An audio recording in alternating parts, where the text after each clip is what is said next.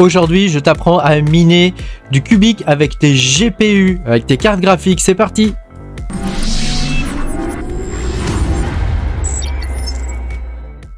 Bonjour les amis, je suis très content de vous retrouver dans cette nouvelle vidéo où je vais vous apprendre à miner du cubique avec vos cartes graphiques. Dans la vidéo d'avant, je vous avais montré comment miner avec vos CPU. Là, on va regarder avec les GPU.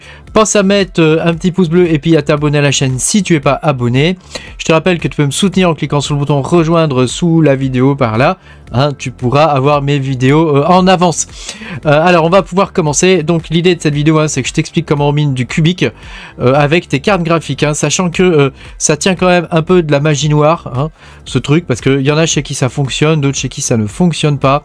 Donc, bon, je vais te donner, moi, toutes les infos que j'ai et te montrer comment je fais, parce que chez moi, ça marche. Mais voilà, c'est pas sûr à 100% que ça fonctionne chez toi. Il y en a chez qui avec les mêmes trucs ça fonctionne et d'autres chez qui ça ne fonctionne pas. Donc je vais pas te faire le récap de ce que c'est que le cubique, de comment on le mine, qu'est-ce que c'est que la poule et tout ça. Tout ça je l'ai expliqué dans une vidéo précédente que je t'invite à aller voir. C'est celle-ci. Donc si tu l'as pas vu, regarde déjà cette vidéo là pour te mettre bien dans le bain.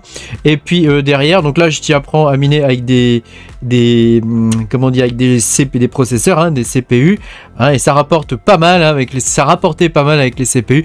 Bon, maintenant que les cartes graphiques sont rentrées dans le game, voilà. Bon, non, alors c'est un peu dommage parce que moi j'avais cru comprendre en lisant le white paper du projet que jamais les cartes graphiques rentreraient dans le game. Or, visiblement, la pool cubique.li a poussé un miner avec des cartes graphiques et qui, évidemment, est très bon, évidemment. Donc, je vais te montrer comment on mine ça. Donc, déjà, la première chose à faire, c'est tu lances ton HiveOS, tu vas dans la flight sheet ici et tu mets unset. Tu vois, moi j'ai pas de flight sheet de lancer. D'ailleurs, tu vois, il me met un petit truc rouge là et tu fais unset. Tu sais, tu vas ici sur les trois petits points là, tu cliques et tu décoches. Enfin, tu la déparamètres quoi. Je sais pas moi je l'ai en anglais, je l'ai pas en français.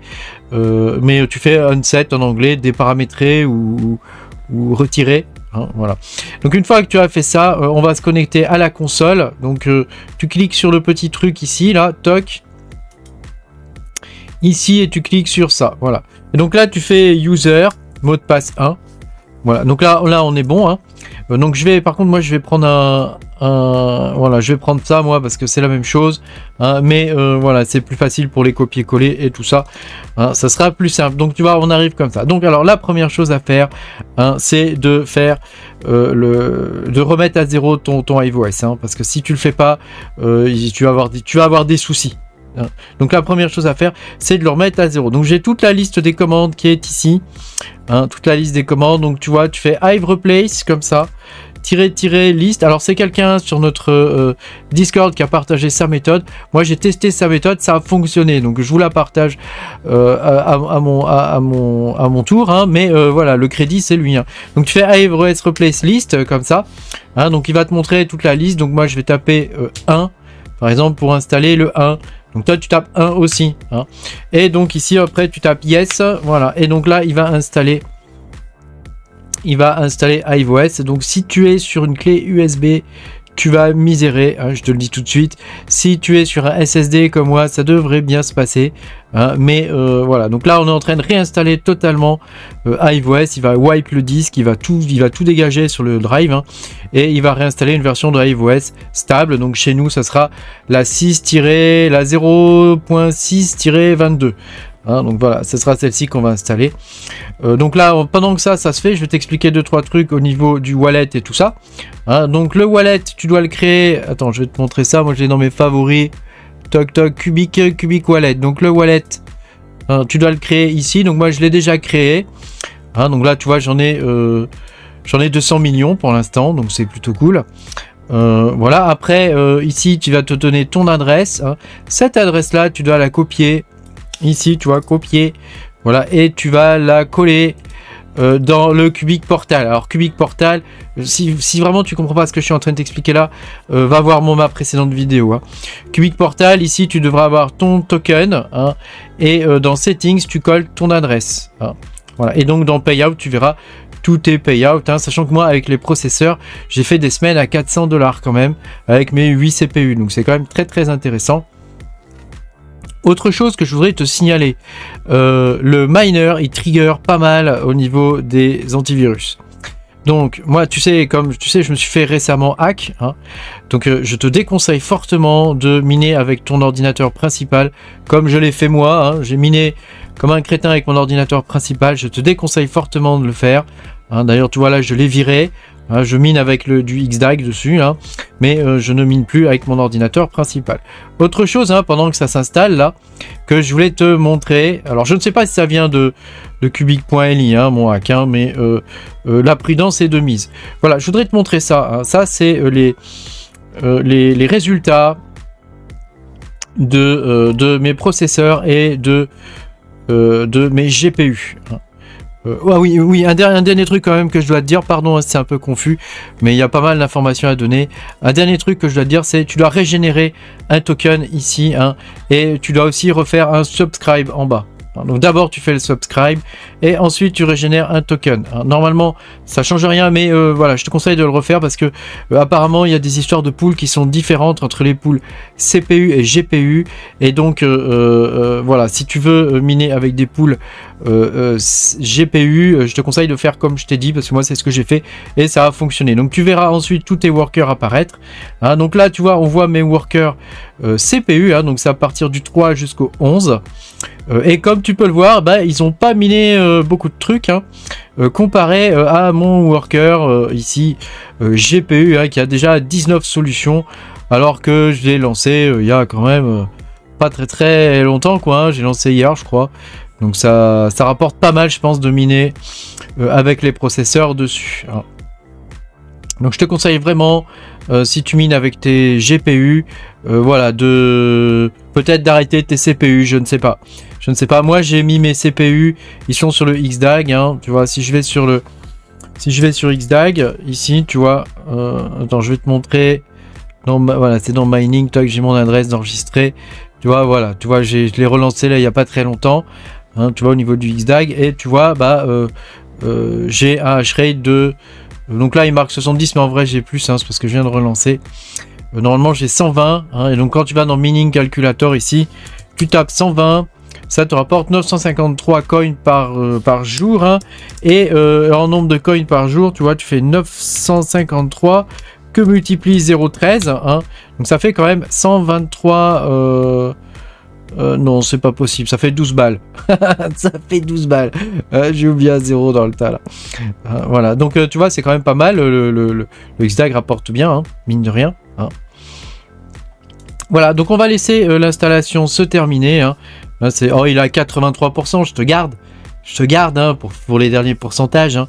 Après il va redémarrer et on devra suivre la procédure, donc je vais te l'expliquer rapidement ici, hein, et après on va le faire. Donc en gros, hein, quel est le problème, hein, il nous manque la glibc, une bonne version de la glibc, hein. Donc la libc, pardon, la libc, c'est la librairie C6.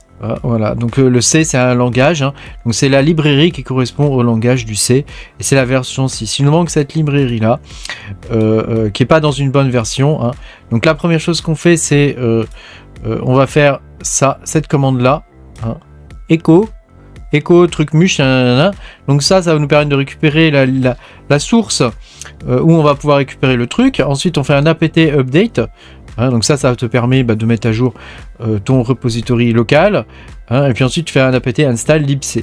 Une fois que tu as fait tout ça, tu dois obligatoirement faire ça, apt update and apt upgrade. Il va te poser plein de questions. À la première tu réponds yes, et à toutes les autres tu réponds non.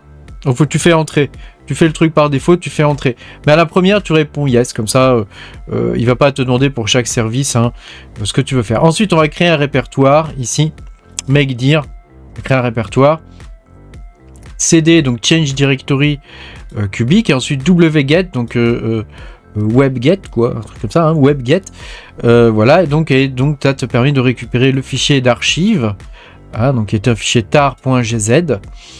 Donc il y a ces deux archives, c'est une archive dans l'autre, hein. Et ensuite on va décompresser ça avec la commande tar, hein, xvzf, hein, donc qui te permet de décompresser le fichier tar.gz. Une fois qu'on a fait ça, on va taper nano, hein, qui est l'éditeur de code, et on va rentrer dans le fichier appsettings.json, Hein. On va supprimer tout ce qu'il y a dedans.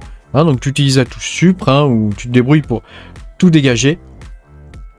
Et tu vas copier-coller tout ça. Hein, voilà. Sachant que tu devras remplacer ton Access Token.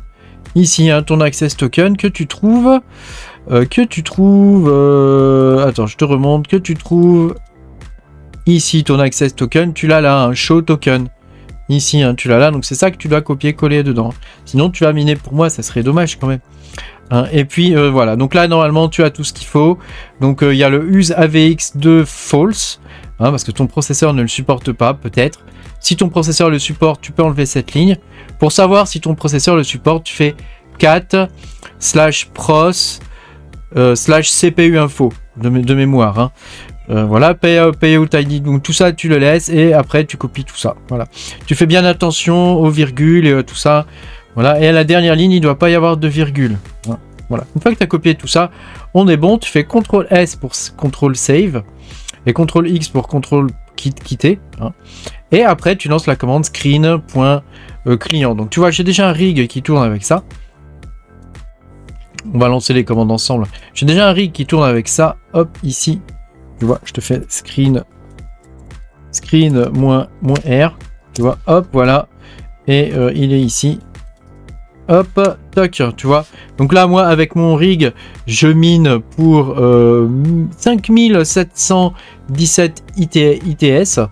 Donc itération par seconde, j'imagine que c'est ça. Itération par seconde. Donc c'est plutôt pas mal, hein, je trouve. Hein, voilà. Comparé à un 7950X, quand même, c'est vachement mieux. Hein. Bon, après, il y a évidemment... Il y a beaucoup plus de cartes, hein, mais voilà, c'est quand même pas mal. Hein. Voilà. Et puis, j'ai oublié de te mettre ici un contrôle CTRL A plus D hein, pour quitter. Hein, voilà. Hop. Donc ça, je vais te l'enregistrer. Je te mettrai évidemment tout ça en ligne sous la vidéo hein, pour que tu puisses t'y référer. Hein. Alors, est-ce que j'ai réussi à me connecter à mon autre rig qui a dû rebooter depuis hein. Le voilà, c'est lui. Alors, est-ce qu'il a redémarré? Je ne sais pas, on va voir ça rapidement. Bon bah écoute, ce rig est un peu capricieux, là il refuse de redémarrer, donc je vais pas trop me prendre la tête. Tu as compris, hein, grosso modo, comment ça fonctionne, les commandes. Hein, voilà, alors au niveau des... comment ça s'appelle? Des overclocking. Hein, donc moi j'utilise les overclocking d'ETH. Hein, donc j'ai les mêmes OC que ETH. Hein, donc ça veut dire 1200, 1300... 1400 encore, tu vois, quelque chose comme ça. C'est à toi de voir ce qui te convient le mieux. Hein. Et puis en mémoire, alors si tu as de la NXV1, dépasse pas 1800. Si tu as des autres types de DDR, ça pose pas de souci. Tu peux monter à 2004, voire pour certaines, les NX V2 ou V3, tu peux monter même beaucoup plus